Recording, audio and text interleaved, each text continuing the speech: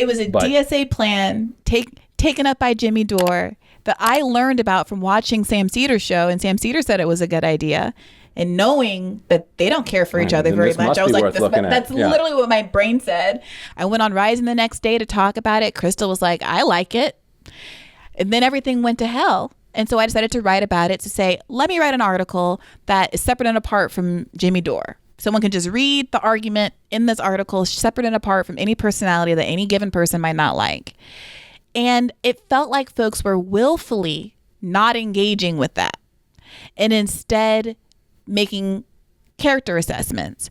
And when I had what I thought was a good faith conversation with Sam about it on our show about a month after all of this, he, to his credit, acknowledged that his opposition to force the vote was not substantive. It was because he didn't trust Jimmy Dore.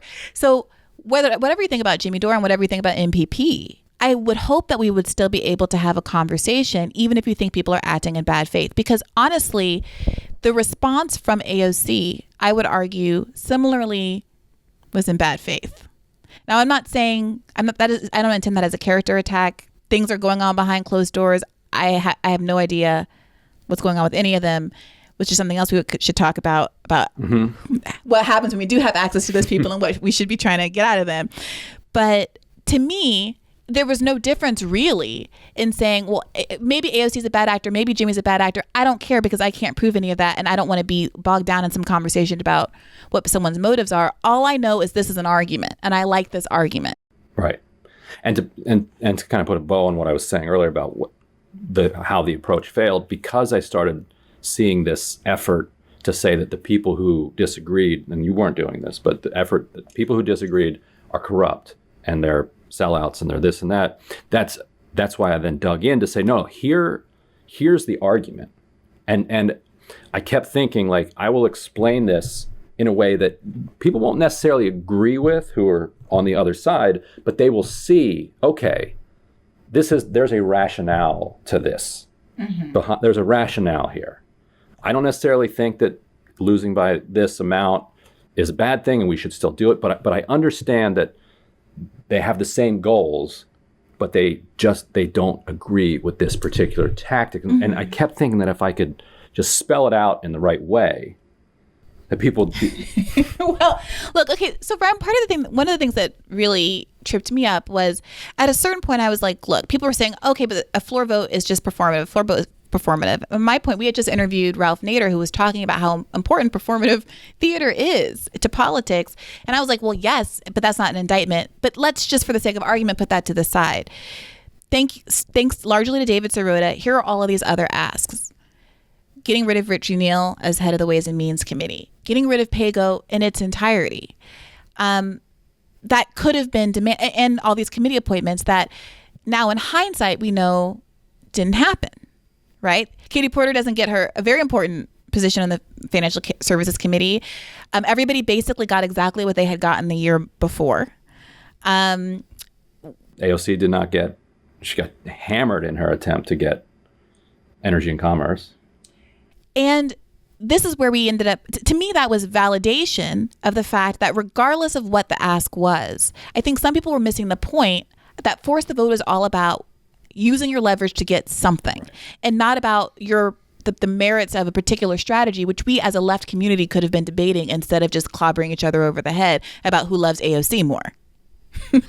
And so after all of that went down and the squad didn't seem to have gotten what they said they were bargaining for, because right, that was the narrative from them. They pretty explicitly said, we're on it. We're fighting in PAYGO. We're getting stuff. Right. Just sit tight. And that was the argument being used against the force the vote people. Okay, I'll sit tight.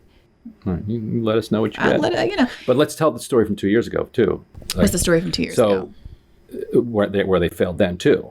So after 2018, they come in. Pelosi needs their votes this time around too, and the Progressive Caucus negotiates with her. They don't fight over PAYGO. They just let PAYGO go through, and they demand committee seats. And so Pelosi's like, cool, we'll give you 40% of every committee will be Progressive Caucus members. And Pocan and Jayapal are like high-fiving, like look at how good we are. There's no litmus test to get into The Progressive Caucus. So several like bankers basically joined the Progressive Caucus and pad the number, and there were already a bunch of banker moles in there. Yeah. So Pelosi's like, cool. Yeah. Here's your list. Yeah, I'll take these. This guy, this guy, this guy. It's this like woman, this woman, this Steve woman. Buscemi meme. Hello, fellow kids. Hello, fellow progressives. Welcome to my committee seat. Thank you guys for organizing this. Appreciate it.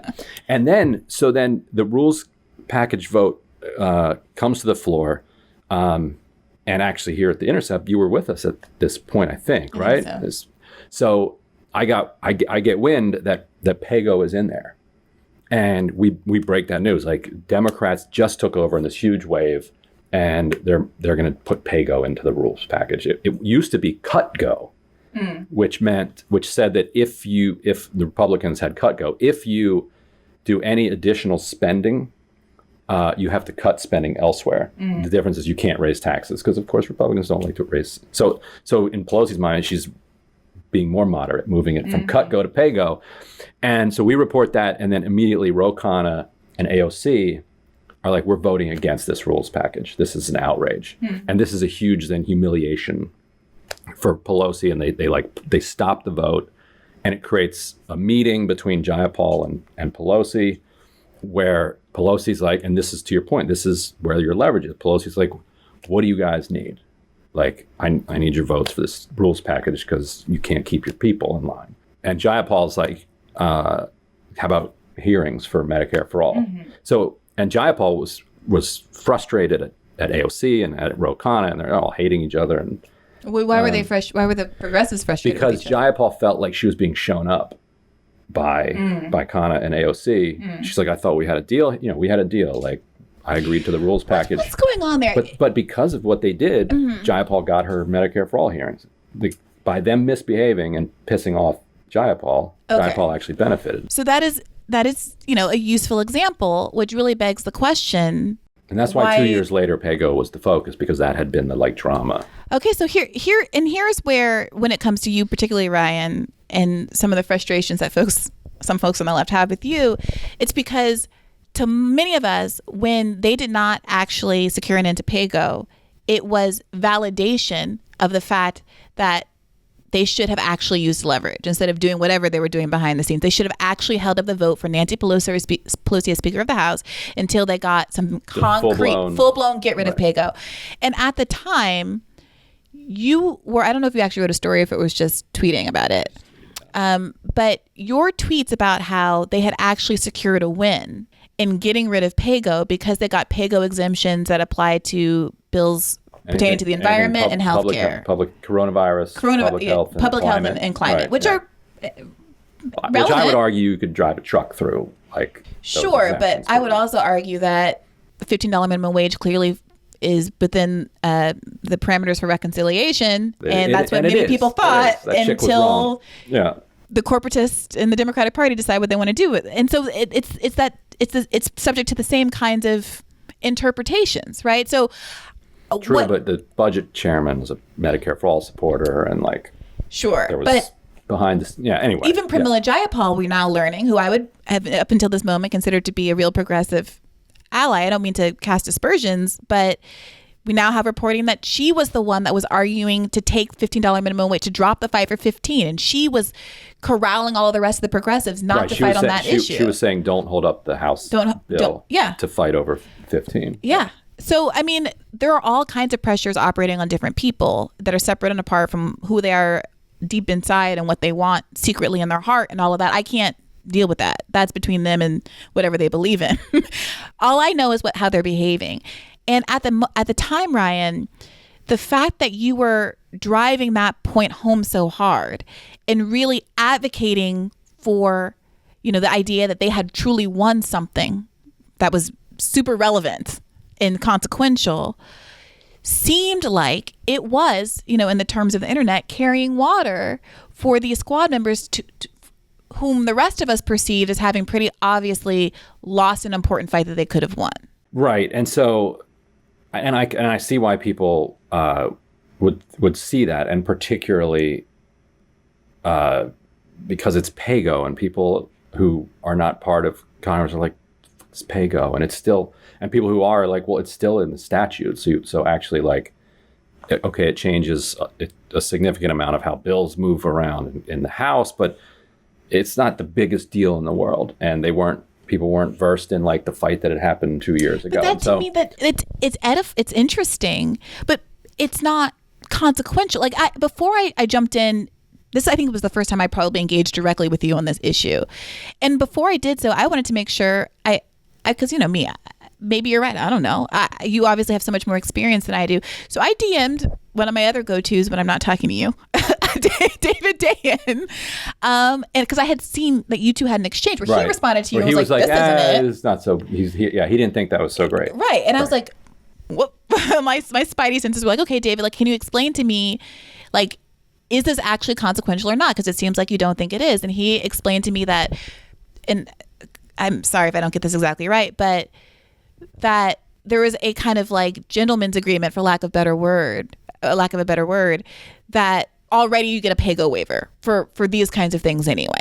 And that it's nice to have it written down so they can't kind of renege on it, but that this doesn't really change standard operating procedure because PAYGO waivers are dished out like candy from grandma's purse. And this doesn't really... They're dished out to people who are in good standing with leadership. It's one of their most effective methods of discipline for members of Congress, and that's one thing that that I've always been fascinated by, because it's like they're tickets. A waiver is a ticket.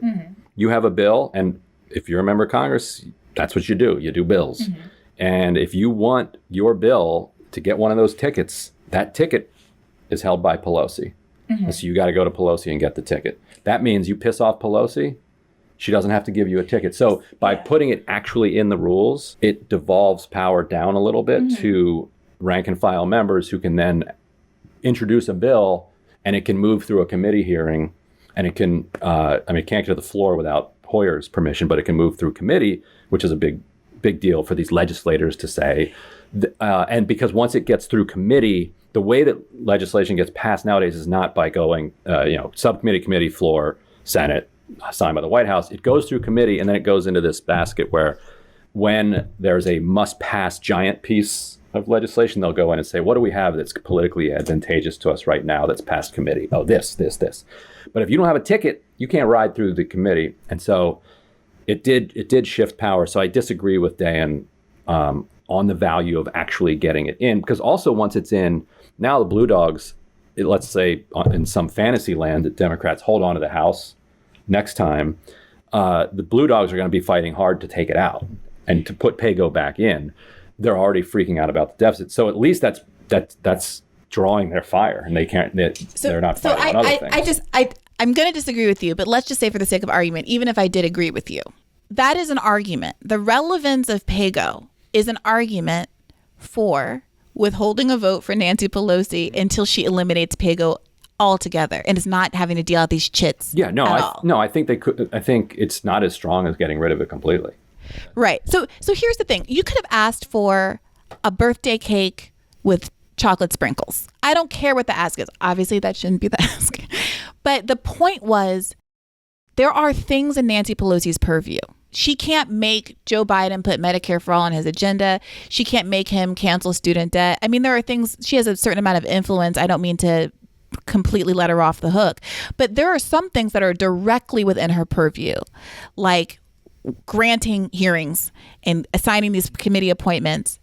And the idea that you wouldn't have asked specifically, tit for tat, I'm going to do this for you and you get to be Speaker of the House in exchange for these concrete gets, no matter how minor, given that the downside, this isn't, and this is why this issue has only become more frustrating over time, because over time we've seen progressive losses. We've seen them not fight for 15 the way that AOC represented that they were going to do and why they were saving their political capital. And we've seen all these other force the vote moments. The other weird thing about her mentioning 15 is that the House had passed it the year before. I mean, I guess she meant getting it all the way to the White House. I think she meant actually passing it. There is an argument, and I think this is the big argument that the left needs to wrestle with, which is, lefties willing to leverage their influence? Is Bernie willing to hold up a bill in the Senate? Are these people willing to hold up must-pass bills that will infer a great benefit to the neediest people? Or they're going to cave because Democrats care about people and Republicans don't, right? And that is a legitimate conversation to have about something like whether to hold up a COVID bill for 15. I would argue, and might later in this conversation argue, that they should have, but I can see an argument against it on kind of moral grounds and the gravity of what was going on in the country at the time. Nancy Pelosi being Speaker of the House is not something I'm losing sleep about. And some people were arguing, well, it's just going to be some other corporatist ultimately after many rounds of votes. Okay. But Nancy Pelosi wants it to be Nancy Pelosi. And it isn't no skin off my back. Maybe I'm no better, no worse if it's Hakeem Jeffries. But I know Nancy Pelosi is pissed off, and she might be willing to give me some things so that she can maintain her status as the most powerful woman, right, Democrat in America. Right. I mean, it's always an open question about, because if she's giving something, she's taking from somebody else. Like, so if she's giving PAYGO, let's say, a full PAYGO, stripping it out, done. She's taking from the Blue Dogs. And when you have... I support this. I support that too. Take everything from them. Like, screw them. They get as many votes per member as the progressives do. And she has... So she's got this balancing act. And so you wind up in this situation where she can effectively, play people off of each other. And so they should have played more. It does not appear like they played as much hardball as they could have. Like, I'm totally there, but it's also not the case that like the store was open and they could just fill their bags and walk out. Well, so would you agree then at this point that they should have forced the vote on January 3rd for something, even if it weren't for a floor vote for Medicare for all? So maybe don't want to call it force the vote, whatever it is. Right. But they should have. No, absolutely. The two leverage points are the vote on the rules package and the vote for speaker. Like, definitely. Like, those are like those that, I mean, that's the only reason Pelosi's meeting with Jayapal and Pocan to begin with, is because she needs them. And they certainly did try to use their leverage. I agree with you that they didn't use it as effectively as they could have. So now that we have Ryan Grim on the record saying force the vote, I want to ask you then about this other moment that caused some folks on the left to become distrustful of you. Hey YouTube, don't forget to like this video, subscribe to this channel, and hit the notification button so you don't miss future uploads. And subscribe to Bad Faith at patreon.com/badfaithpodcast for $5 a month. Get premium, subscriber-only episodes and support work like this.